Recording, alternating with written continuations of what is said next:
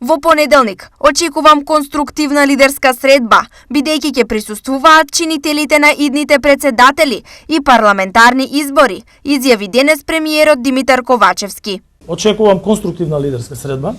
на која што ќе учествуваат сите политички партии застапени во парламентот,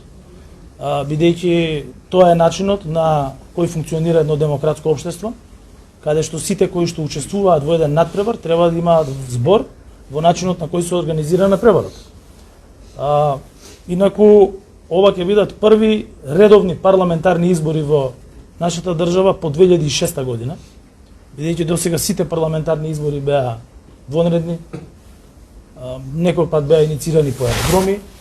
некој пат беа договарани во пржино, некој пат беа договарани како резултат на блеф од некого за да добие некаква друга корист во политичкиот спектар. Меѓутоа, важно е дека Северна Македонија е стабилна држава,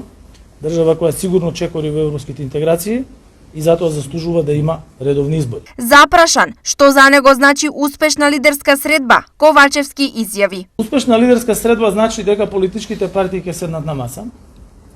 дека нема да постои уценување од една политичка партија кон други. Постигнување на договор значи дека ќе имаме одржување на избори согласно со општо прифатлив изборен законник, во кој што се внесени препораките на ОПСЕ и ОДИХР, одржување на избори на датум, кој што обезбедува, како што веќе кажав, и председателски и парламентарни избори во нивниот редовен термин,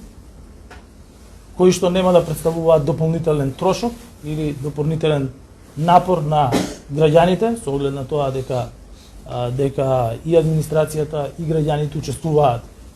секој на свој начин во овој најважен демократски процес. Во однос на датумот за избори, Ковачевски со следниот став: И ако погледнете во календарот, редовни избори ќе бидат